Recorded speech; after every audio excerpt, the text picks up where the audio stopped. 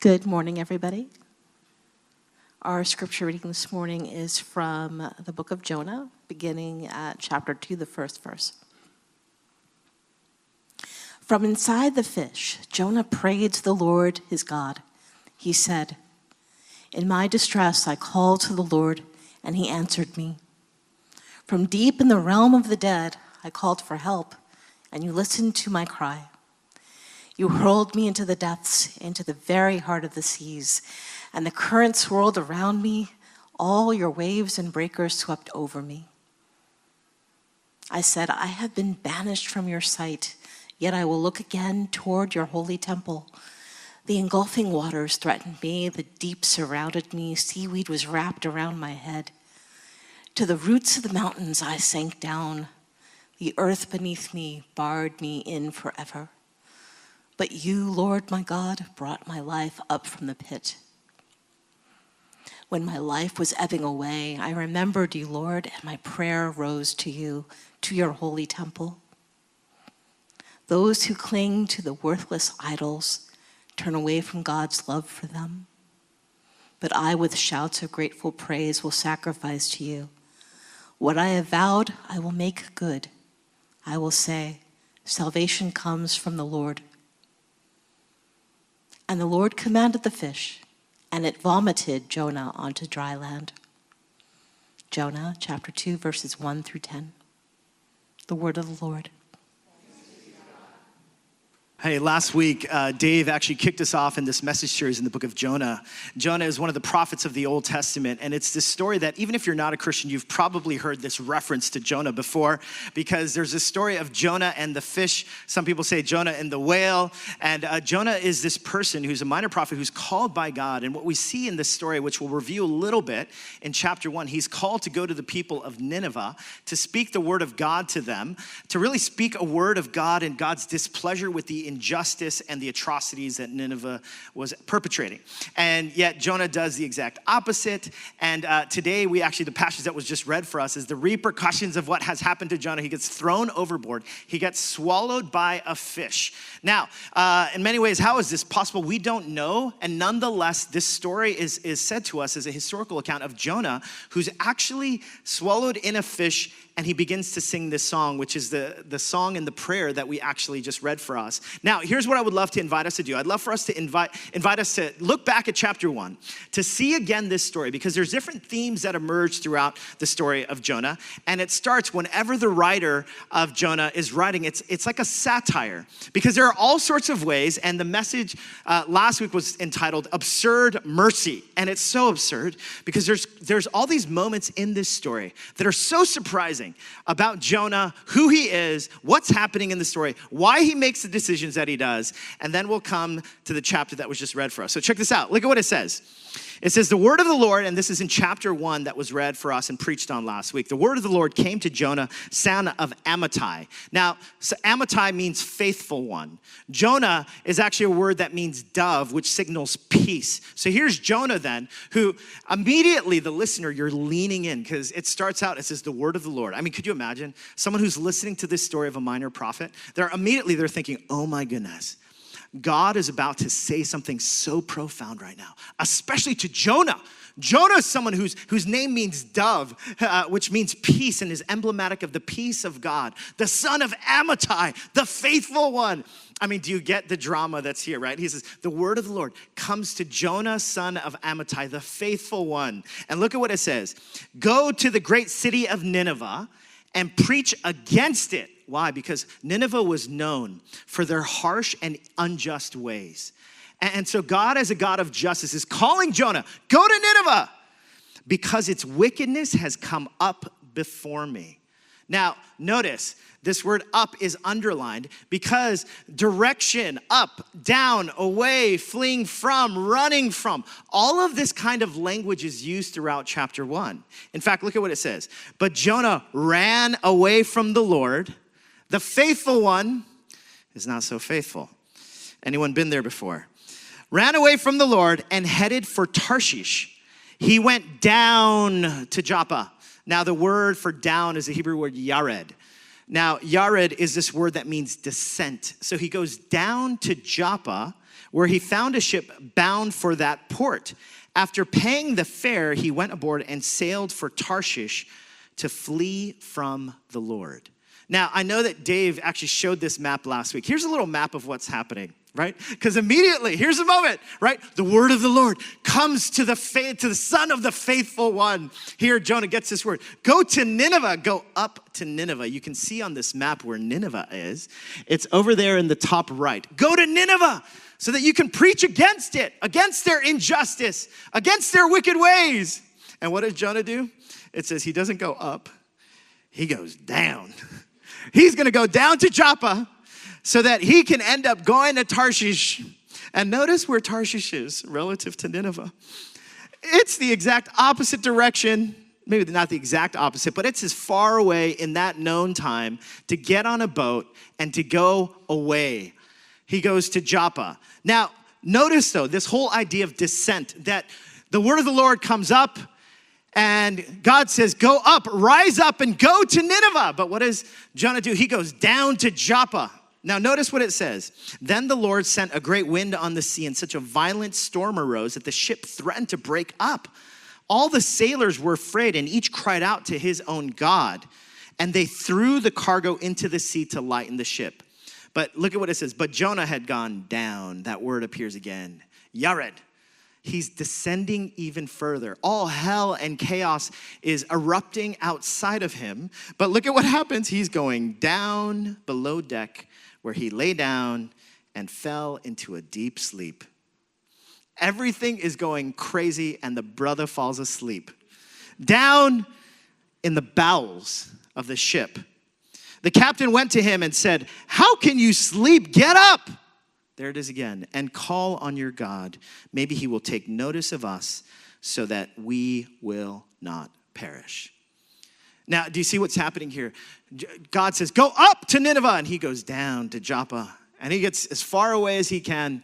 In fact, he goes so far away that when he gets into the boat, he actually goes down even deeper. He continues to descend. Now, this theme of descent, when God is calling the word to go up, Jonah goes down. It actually continues in chapter 2. Because if you know the rest of chapter 1, and of course, Dave preached on it last week, what ends up happening is Jonah actually says, throw me overboard. It's the only way to save your life. He gets thrown overboard. It says the Lord provides a fish that comes and swallows him up. So now he's in the belly of a fish, and the storm calms, and these people declare like, oh my goodness, that maybe this Jonah's God was really God. Now, here's what happens. Jonah is in the fish, and look at what happens. From inside the fish, Jonah prayed to the Lord his God. He said, in my distress, I called to the Lord, and he answered me. From deep, can I hear you say deep? Deep in the realm of the dead, I called for help. The word that's used here is a word for being down in the depths of Sheol, which was the word for hell. He is down in the depths, and you listened to my cry. You hurled me into the depths, which connotes kind of the waters, the depths of the water, into the very heart of the seas, and the currents swirled about me. All your waves and breakers swept over me. I said, I have been banished from your sight, yet I will look again toward your holy temple. The engulfing waters threaten me. See, not only has he gone down to Joppa and down into the boat, he's now in the deep that surrounded me. Seaweed was wrapped around my head. To the roots of the mountains I sank down. There's the word Yared again. He's gone down into the heart, into the bowels of the earth. The earth beneath me barred me in forever. So get this picture. So Jonah, he's been swallowed by this fish, and he's in the belly of the fish. And you see, he's been trying to run from God, because God says, go up to Nineveh. He goes down to Joppa.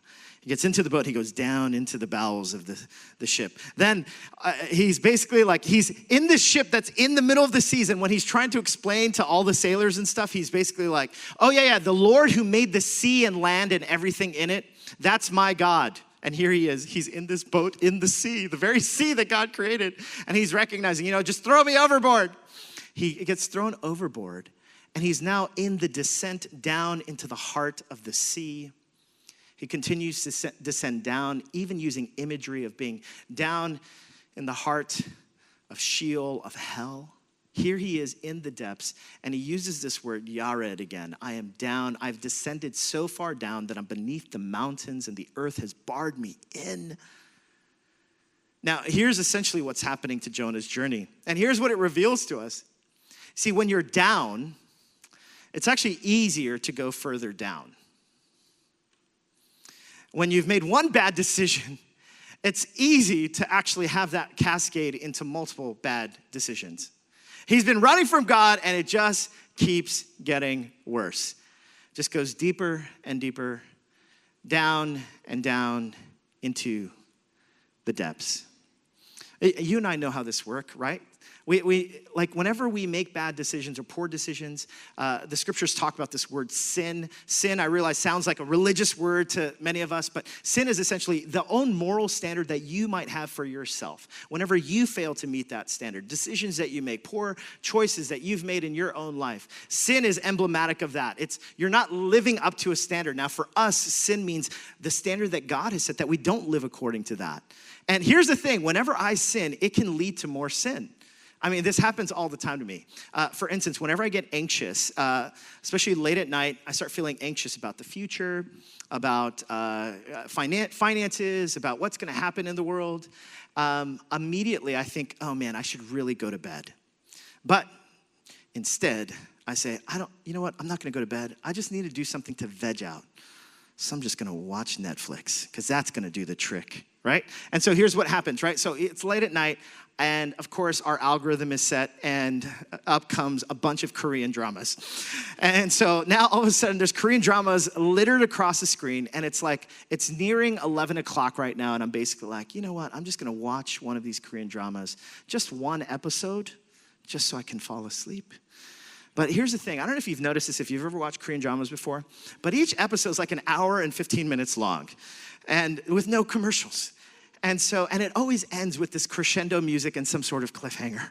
So by this time, right, I'm watching this Korean drama, let's say it's Startup or something like that. I'm watching this and I'm like, oh man, it's Korean drama. Well, gosh, it ended on that cliffhanger, episode 1. Now, I have to just watch a little bit of episode 2. So here am I, now I'm passing midnight. I'm getting tired and I'm getting exhausted, but now I'm kind of alert and I'm watching. Tina comes out. She's like, what are you doing? And I'm like, oh, I'm watching a basketball game right now from the West Coast, Because now, okay, there's sin number 2, right? Like all of a sudden, here I am making poor choices, lying to my wife, trying to cover my shame in watching a Korean drama, and instead saying, hey, you know what? I'm watching a basketball game.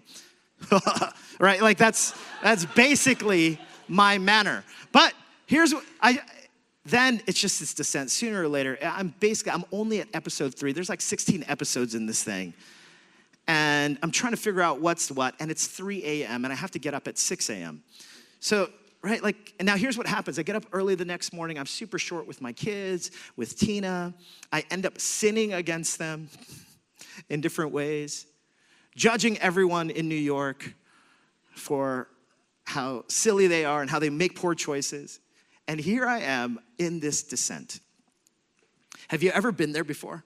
One bad choice leads to a bunch of bad choices. I remember going through a season of depression, and one of the things that I would read about depression is one of the things that is best for someone who's depressed is to be around people, to be in a community. But here's what happened when I was in my season of depression. I started thinking, yes, I know in my head that I'm supposed to be around people, be around community, and be encouraged that way. But here's what ends up happening. I start thinking, but I'm unlike everyone else. And certainly they don't want to be around me because I'll just bring everyone down. And I don't want to bring everyone down. And I don't want them to bring me down. So I'm just going to stay by myself and get further depressed. And then here's what happens. I start watching Netflix again. And then all of a sudden my depression, whenever I'm around people, now I'm judging them for not caring about me. Now I'm angry at them. Now I don't want to be around people further. And all of a sudden my depression continues to spiral. Have you ever been in a situation before where down was basically just the direction you were headed and you didn't know that you would hit rock bottom because there was still another level to go? And here's what's happening in the story of Jonah. You see, he's gone down. He goes down to Joppa. He goes down into the boat. And now he's getting into the heart of the ocean, the heart of the earth, down into the depths. And he just continues this downward descent. And the reality is, what often happens is there's this cascading effect that happens to us whenever we're down. And what happens in this moment, though, is so profound. Because you got to imagine, Jonah is in the belly of a fish. Like, it's not like he's out on dry land, well-fed, well-dressed, well-groomed. He's still in a fish. But notice what happens in this prayer. Look at what it says. It says, to the roots of the mountains I sank down, Yared. The earth beneath barred me in forever. But you, Lord my God, brought my life up from the pit. Isn't that beautiful? There's something in him where he's in the belly of a fish. And he's like, I've just been sinking down and down and down. I've been in this descent. But you, Lord my God. In fact, turn your eyes upward and can you just say with me, repeat after me this word. But you, Lord my God. Something happens to Jonah where he's able to now lift his eyes in the belly of the fish, in the darkness that surrounds him. He says, but you, God. High five your neighbor and say, but God. High five your other neighbor and say, but God as well. That's right. There are these moments where we're able to basically turn our eyes and be able, and here's what Jonah does. In the midst of being in the belly of the fish, he's like, but God. But you, Lord my God, you have dug me out of the pit. And the question that I ask is like, wait, Jonah, aren't you still in the belly of the fish? And the answer is yes, he is. But look at what he continues to pray. When my life was ebbing away, I remembered you, Lord, and my prayer rose to you. To your holy temple, those who cling to worthless idols turn away from God's love for them. But I, with shouts of grateful praise, even when I'm in the belly of a fish, will sacrifice to you. What I have vowed, I will make good. I will say salvation comes from the Lord. And then the Lord commanded the fish, and it vomited Jonah into dry land. Isn't this stunning? Jonah is able to pray this prayer before he's on dry land. In fact, he's still in the darkness. He's still in the depths. He has no idea what's going to come next. And yet he has this moment of awakening, this moment of awareness where he's able to say, but you, O Lord, have dug me out of the pit. He has this perspective that no matter how far he's descended, there's the God of heaven and earth who is saving him and will save him. Now, the question for me and for you and for all of us is this. Can you and I, when we're down, especially in the depths, whenever we're going through it, are we able to also have this prayer of, but you, O Lord my God? Are you able to see the grace and the mercy of God even in the midst of the darkness that you might be going through? Now, I realize this is exceptionally challenging, especially for us in the West.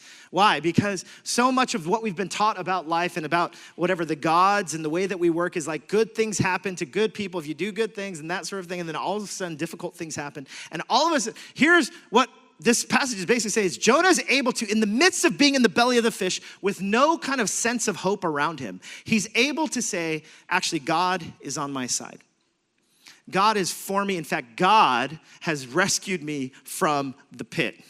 He's able to reframe, have a different kind of perspective on whatever difficulty he's going through, whatever darkness he's facing. He's able to say, God is here for me. Somehow he's descended so far down the pit that he's finally able to say, wow, God, you are actually working even in the darkness. Now, that is so counterintuitive to most of us because most of us, we call people blessed those who are basically encountering all sorts of blessing financially or relationally. We say that person is blessed. That person who invested in the right stocks, that person is blessed by God. And yet somehow, this story by Jonah just flips everything upside down, because Jonah's able to, in the midst of being in the belly of the fish, he's able to say, oh, but you, O Lord my God, you have rescued me from the pit. His perspective is able to change. The eyes with which he sees his circumstances haven't changed. It's the eyes with which he can see what he's going through. And it's in this moment he says, but you, O Lord, my God. An American poet named Theodore Roethke struggled with depression and mental health issues. And I love this poem that he writes.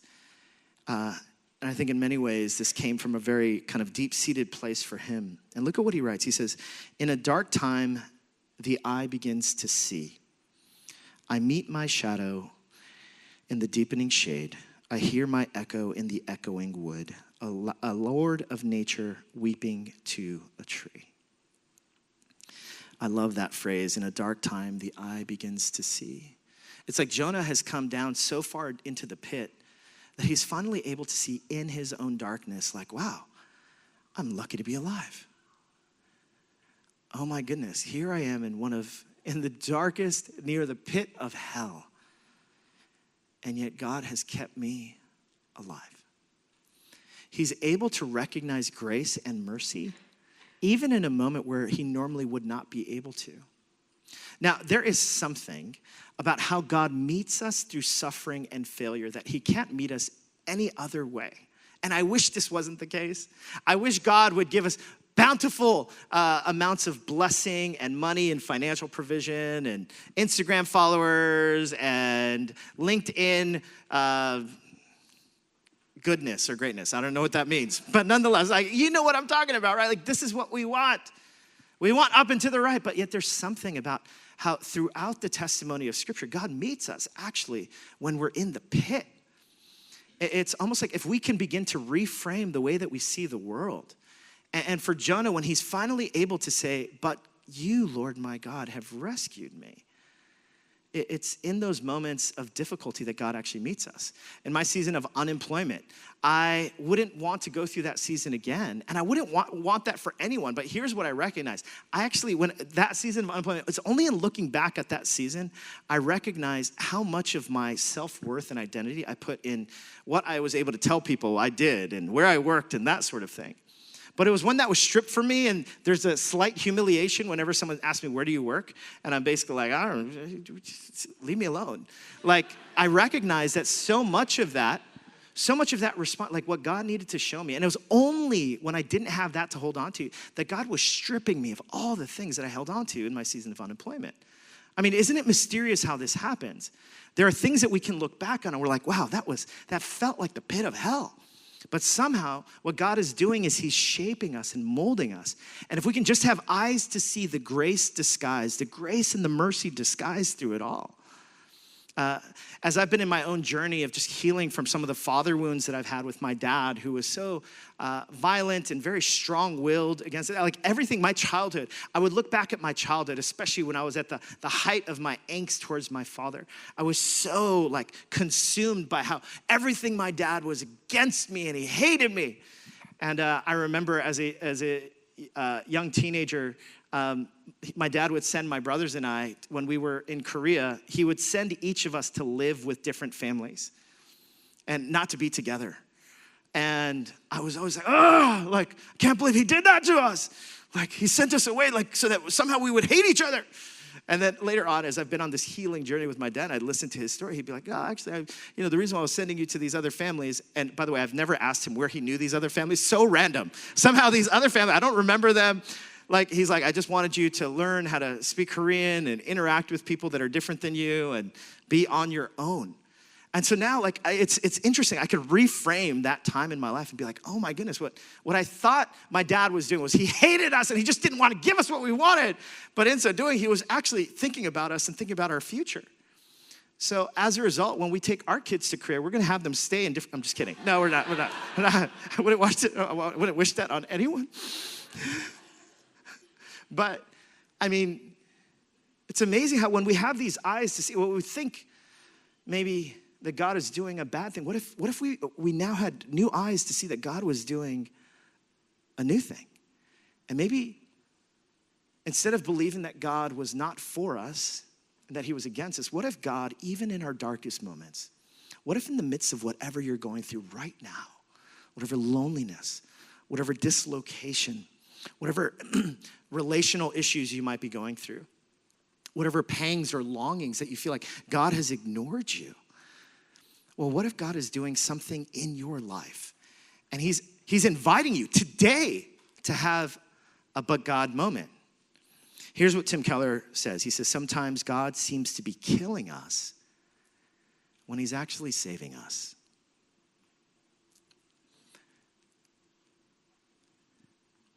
What if God is saving you today?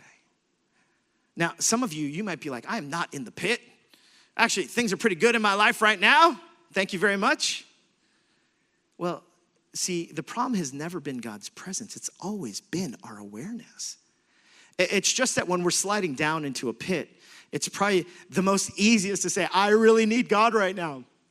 But the reality is we gather week after week in a city like this to somehow get our mind off of making another dollar, of like trying to figure out our love lives, of trying to figure out how we're gonna raise kids in the city, or trying to figure out how we can be someone in this. We gather week after week so that each one of us in the rat race of New York City, that we can each come to a place where we're like, but God, Lord my God, you are the one who's got my gaze. You're the one who has my attention. You're the one in which I want to remember you and what you've done in my life.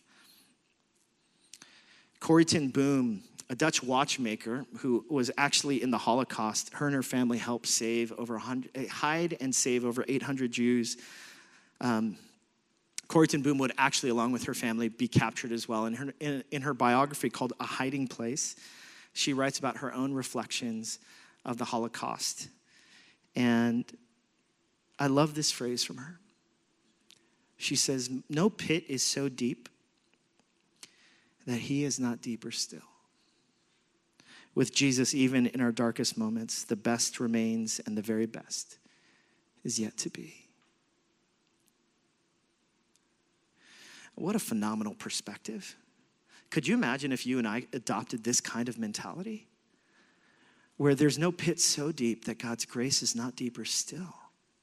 That whatever you and I might be going through, whatever lostness, whatever dislocation, whatever darkness, whatever pain, that God's grace is working in the midst of it. Now, I don't want to minimize whatever pain people are experiencing today, but how in the world could Corrie ten Boom have this kind of perspective?